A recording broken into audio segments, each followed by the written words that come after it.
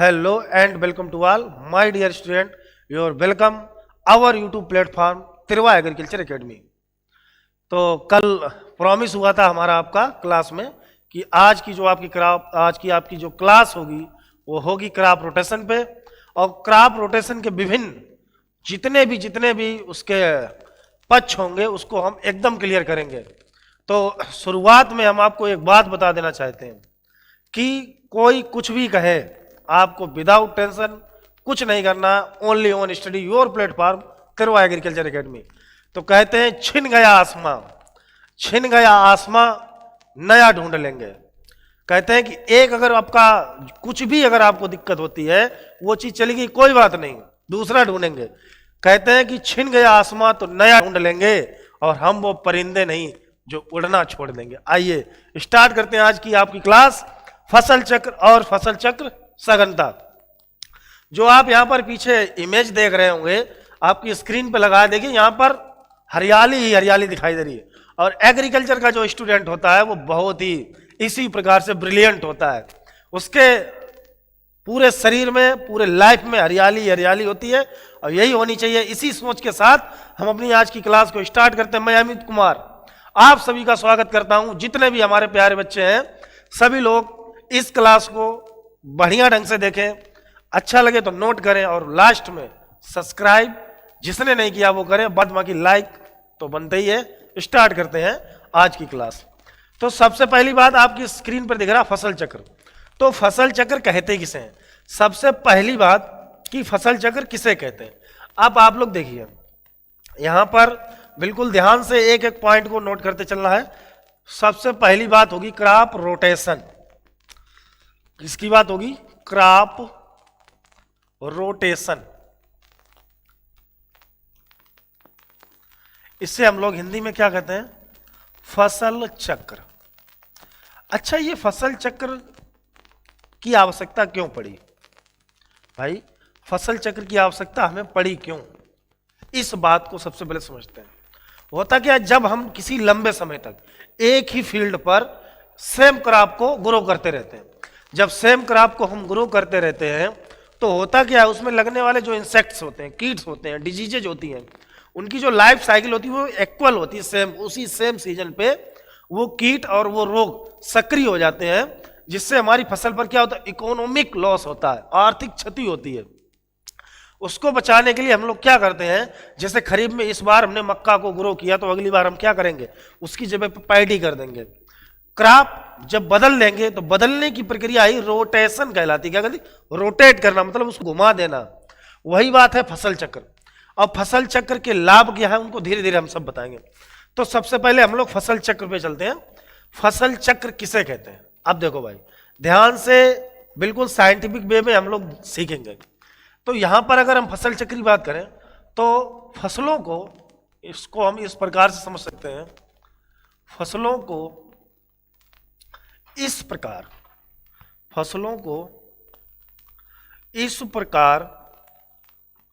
हेर फेर कर बोना, हेर फेर कर बोना। फसलों को इस प्रकार हेर फेर कर बोना जिससे मृदा की उर्वरता शक्ति या उर्वरा शक्ति, मृदा की उर्वरा शक्ति नष्ट हुए बिना, उर्वरा शक्ति नष्ट हुए बिना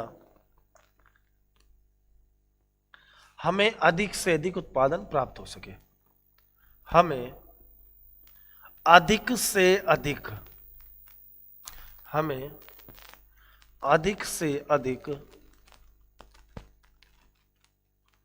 उत्पादन, हमें अधिक से अधिक उत्पादन प्राप्त हो सके।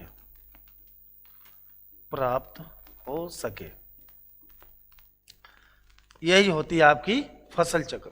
कहते हैं फसलों को इस प्रकार हेर फेर कर बोला, फसलों को इस प्रकार उनका क्रम बदलना जिससे मृदा की जो फर्टिलिटी है, मृदा की फर्टिलिटी डिक्रीज ना हो और हमें हाईएस्ट प्रोडक्शन प्राप्त हो। जो आपकी ईल्ड है वो ईल्ड आपकी मैक्सिमम हो, आपकी यील्ड कैसी हो, मैक्सिमम हो। और जब यील्ड आपकी मैक्सिमम होगी तो सीधी सी बात है, आप जो फसल चक्र अपना रहे हैं वो बेटर होगा। आप अपने अनुसार डिसाइड कर सकते हैं। और एक चीज ध्यान रखना है, फसल को आपकी जो मार्केट है उस हिसाब से ही सेलेक्ट करनी है। ऐसा नहीं है कि मार्केट नहीं आपके यहाँ और उस फसल को आपने सेलेक्ट कर लिया, ऐसा नहीं करना है। तो ये होती है फसल चक्र। कहने का मतलब फसलों को देखिए यहाँ पर कर बदली हुई सारी फसलें लग रही हैं, तो फसलों को बदलना है। आपको क्या करना है, फसलों को चेंज करना है। और चेंज करते हुए जैसे खरीफ, रबी और जायद, ये 3 प्रकार की फसलें हैं। अब यहाँ पर आप देखिए, खरीफ हो गया, रबी हो गया, जायद हो गया। अब यहाँ पर खरीफ में इस बार अगर इस वर्ष आपने पैडी ली है तो अगली बार आप क्या लेंगे, मेज या सोरगम ले लेंगे। रबी में आपने अगर व्हीट लिया है तो मस्टर्ड ले लेंगे, पी ले लेंगे।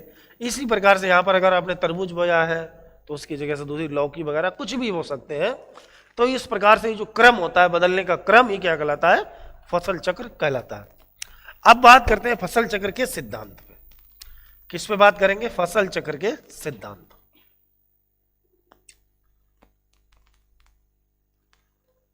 Principles of crop rotation.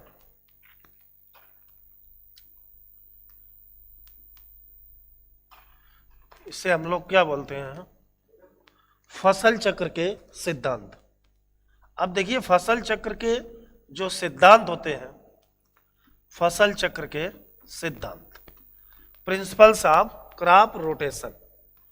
अब यहां पर हम लोग बिल्कुल ध्यान से एक एक बारी बारी से चीजों को सीखते हुए चलेंगे। देखिए सिद्धांत का मतलब यही है कि ये चीज जो हम अपना रहे हैं वो क्यों अपना रहे हैं, उसको ध्यान से बिल्कुल समझते हुए चलना है। जैसे बहुत सारे टीचर्स या किताबों में लिखा होता है कि अधिक जल चाहने वाली फसलों के बाद कम जल चाहने वाली फसलों को बोना। मतलब क्या होता है इसका, ये जो इसका वास्तव में साइंटिफिक रीजन क्या होता है वो पता होना चाहिए आपको, ठीक है।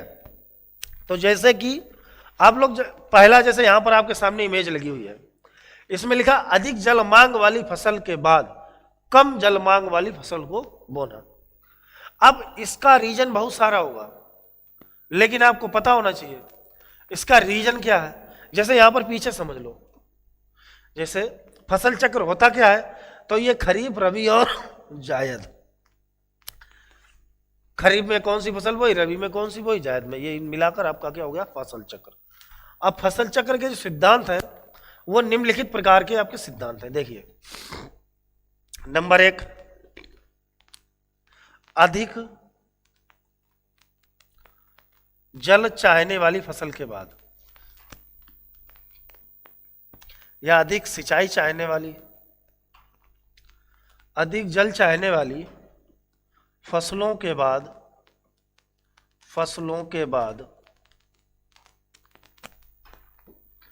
कम जल चाहने वाली फसलों को बोना। कम जल चाहने वाली फसलों को बोना, कम जल चाहने वाली फसलों को बोना, फसलों को बोना। इसके बाद दूसरी बात कहते हैं, अगर यहीं पर दूसरी बात हम कह लें कि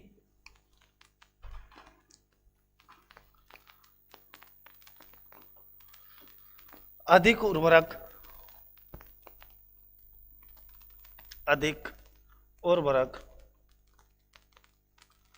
चाहने वाली फसलों के बाद, अधिक उर्वरक चाहने वाली फसलों के बाद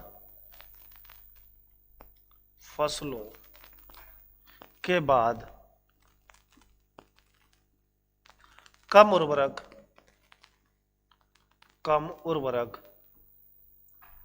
चाहने वाली कम उर्वरक चाहने वाली फसलों को बोना, फसलों को बोना। कहने की सीधी सीधी बात यह है कि जो भी फसल आप उगा रहे हैं जो उसके अंदर करेक्टर्स हैं या उसकी जो रिक्वायरमेंट है उसके जस्ट विपरीत वाली फसल आपको बोना है। ठीक है, जैसे तीसरे नंबर पे हम बात करें कि अधिक कीट लगने वाली फसलों के बाद, कहने की बात हुई अधिक कीट लगने वाली फसल के बाद, अधिक कीट लगने वाली फसल के बाद, फसल के बाद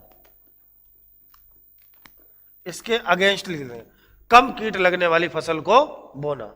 नेक्स्ट नंबर पे अगर फोर्थ नंबर पे हम बात करें तो फोर्थ नंबर पे अगर यहीं पर हम बात कर लें, कहने की बात ये अधिक या गहरी जड़ के बाद, गहरी जड़ वाली फसल के बाद, गहरी जड़ वाली फसल के बाद,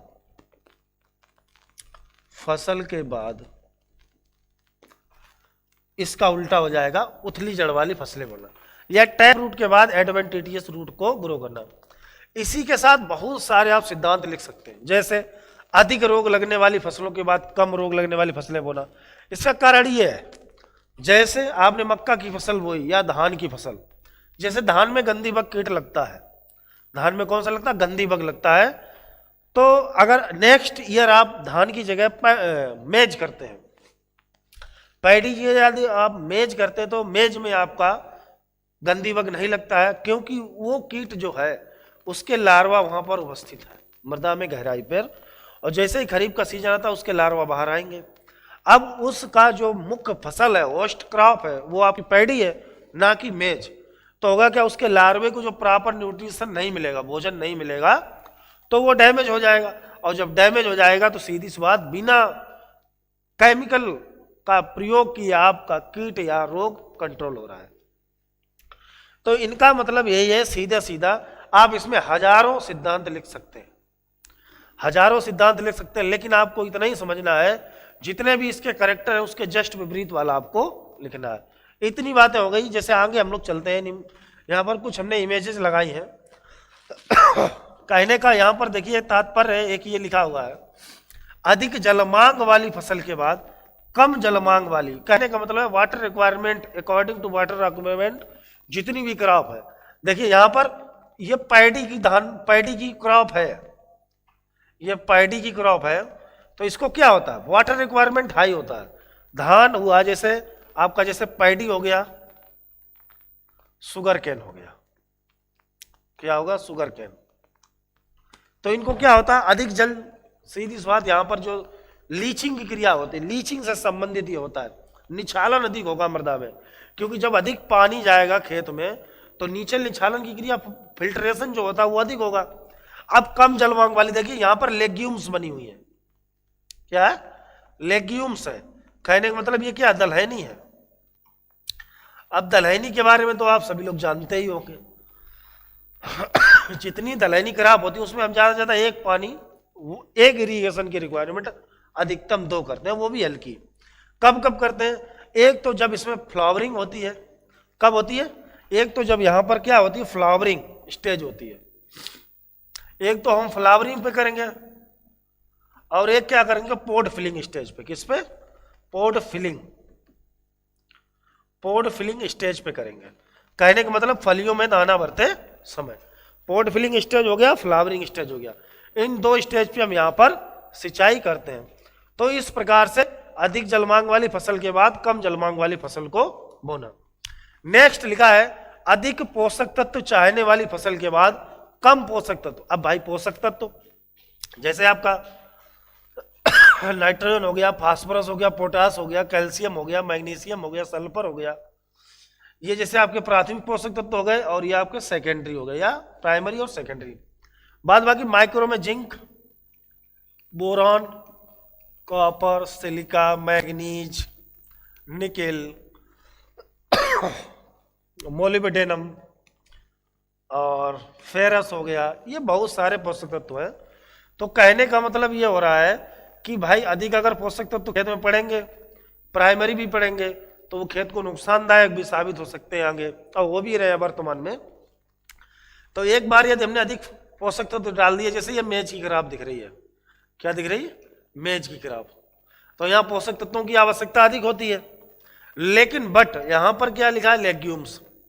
तो लेग्यूम्स में क्या होता है भाई, दलहनी है, ये खुद नाइट्रोजन फिक्सेशन का कार्य करती है। अगर आप किसका काम करती हैं, नाइट्रोजन फिक्सेशन का।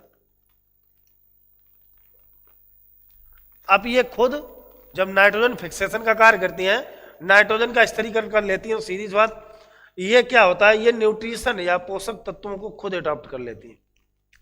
पोषक तत्वों को खुद निर्माण करने वाली फसलें हैं जितनी दलहनी होती है, क्योंकि दलहनी पौधे की जो जड़ें होती हैं, इसमें नोड्यूल्स, इसमें क्या होते हैं, नोड्यूल्स पाए जाते हैं, या ग्लैंड्स या ग्रंथियां पाई जाती हैं। और जब ये ग्रंथियां होती हैं, काहे की ग्रंथियां होती हैं, ये आप लोग खूब अच्छे तरीके से जानते हो, किसकी ग्रंथियां होती हैं, राइजोबियम की होती हैं। किसकी होती हैं, राइजोबियम बैक्टीरिया की ग्रंथियां होती हैं। और ये क्या करती हैं, जो इन्वायरमेंटल नाइट्रोजन होता है उसको फिक्स कर देती हैं, कहां पर, सॉइल में। वायुमंडलीय नाइट्रोजन को मृदा में स्थापित कर देती हैं, मृदा में स्थानांतरित कर देती हैं, या मृदा में उसको समा देती हैं। तो ये बहुत सारी बातें होती हैं। अधिक पोषक तत्व चाहने वाली फसलों के बाद हम कौन सी फसलें बोएंगे, कम पोषक तत्व चाहने वाली फसलों को बो देते हैं। नेक्स्ट लिखा है कि अदलहनी फसल और दलहनी फसल, वही बात हो गई। एक तो अदलहनी फसल, दूसरी दलहनी फसल। अदलहनी फसल मतलब जिसमें जो दलहनी फसल नहीं है, वही अभी जो हमने जिक्र किया। तो अदलहनी के बाद कौन सी फसल बोएंगे हम, दलहनी फसल को बोएंगे। ठीक है, इतने समझदार हो। अब बात करते हैं कि खेती में फसल चक्र के महत्व क्या क्या है। अब खेती में फसल चक्र के महत्व यही है कि आप लोग इतने समझदार हो, फसल चक्र के महत्व, इंपॉर्टेंस। अब इंपॉर्टेंस क्या होंगे, जो हमारा फील्ड है या खेत है, जो हमारा खेत है वो लंबे समय तक उत्पादन देगा। लंबे समय तक उत्पादन क्यों देगा, क्योंकि उसकी फर्टिलिटी है वो बरकरार रहेगी। दूसरे नंबर पर लागत कम होगी, जो फसलों पे खर्चा आएगा वो कम आएगा, क्योंकि कभी अधिक उर्वरक डाल ले, कभी कम डाल ले। ठीक है, इसके बाद क्या होता है, इसके बाद ये नेक्स्ट बात करें तो इसमें एक चीज और होगी भाई, इसमें क्या होगा, लेबर कास्ट कम आएगा, लेबर कास्ट लो, इन्वायरमेंट या पर्यावरण प्रदूषित नहीं होगा, पर्यावरण प्रदूषित नहीं होगा। ये सब बातें हैं, बहुत सारे इसके फायदे हैं। उपज अधिक मिलेगी, उपज अधिक मिलेगी। सीधी बात, जब उपज अधिक मिलेगी तो क्या होगा, फायदा भी अधिक होगा, उत्पादन अधिक मिलेगा, फायदा अधिक होगी। इनकम जो होगी किसान की वो कैसी हो जाएगी, इंक्रीज होगी। ये सब इसके फायदे होते हैं फसल चक्र का। कृषि में महत्व या खेती में महत्व क्या होता है, नेक्स्ट पे बात करें नेक्स्ट फसल चक्र सघनता, जो बहुत ही इंपॉर्टेंट है। फसल चक्र सघनता, फसल चक्र सघनता,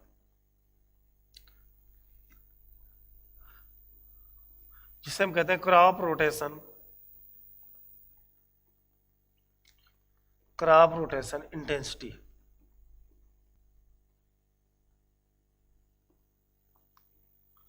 अब फसल चक्र सघनता का सूत्र होता है, फसल चक्र में फसलों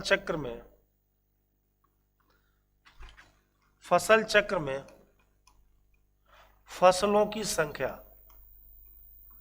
फसल चक्र में फसलों की संख्या बटे या अपॉन फसल चक्र के वर्ष,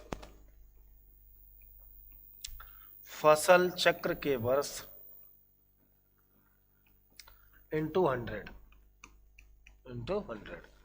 ये यूपी कैटेड हुआ और आपका यूपी बोर्ड एग्जाम में कभी कभी ये सूत्र पूछ लेता है, या कभी कभी आपको फसल चक्र दे दिया जाएगा और आपसे कहेगा फसल चक्र सघनता कितनी है।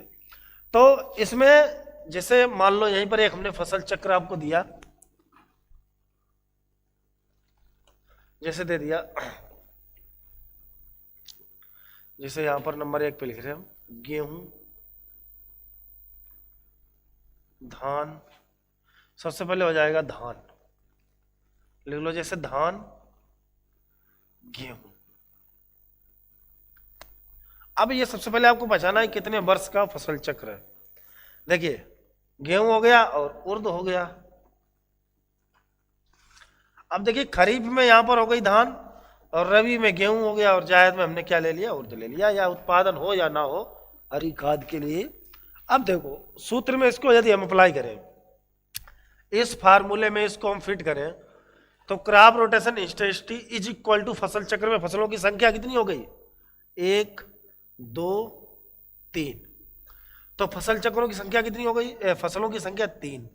और फसल चक्र के ये कितने ईयर का है, तो 1 ईयर। किसका है, 1 ईयर का है, अपान 1 इंटू 100। तो ये सीधा सीधा कितना आ गया, 300%। ऐसे हम लोग क्या निकालते हैं, फसल चक्र सघनता निकालते हैं। ये कितने वर्ष का फसल चक्र है, तो ये आपको पता होना चाहिए 1 ईयर का है। धान हो गई खरीफ में, गेहूं हो गया रबी में, और उर्द हो गया जायद में। तो फसल चक्र सघनता इज इक्वल टू फसल चक्र में फसलों की संख्या 3, फसल चक्र के वर्ष 1 और इंटू 100। प्रतिशत के लिए क्या लगाएंगे, 100। तो 3/1 इंटू 100 इज इक्वल टू 300%। क्या हो गया, क्रॉप रोटेशन इंटेंसिटी। ऐसे ही एक हम आपको देते हैं नॉर्मल, आप लोग करेंगे इस इक्वेशन या इस न्यूमेरिकल को आप लोग करके, और कमेंट्स बॉक्स में जरूर बताएंगे इसका आंसर क्या होगा। बिल्कुल जबरदस्त तरीके से सबके आने चाहिए कमेंट। अब हम लिख रहे हैं, लिख के बता रहे हैं मक्का, मक्का के बाद हो गया आपका आलू, और आलू के बाद हम करेंगे गेहूं, और गेहूं के बाद हम करेंगे आपका मूंग। ये उत्तर भारत का क्रॉप रोटेशन है। कहां का है, उत्तर भारत का, उत्तर भारत का। ये उत्तर भारत का फसल चक्र है। अब आपको पहचानना है कितने वर्ष का है, उत्तर भारत का फसल चक्र है। और कमेंट्स में, और कमेंट्स में ये देखेंगे सबसे पहले किसका आंसर आता है। जो सबसे पहले आंसर करेगा उसी की तारीफ होगी। कमेंट्स में इसका क्या बताना है, आंसर बताना है। कमेंट्स में इसका आंसर बताना है। इसको कितने प्रकार से, एक तो आपको ये बताना है, फर्स्ट क्वेश्चन, फर्स्ट आप लोग कमेंट क्या करेंगे, कितने वर्ष का है ये, कितने वर्ष का ये फसल चक्र है। और इसकी नंबर 2 बताना है फसल चक्र सघनता। दूसरे नंबर पर क्या बताना है, फसल चक्र सघनता, इसकी सघनता बतानी है। ये 2 क्वेश्चन आप कमेंट्स बॉक्स में बताएंगे।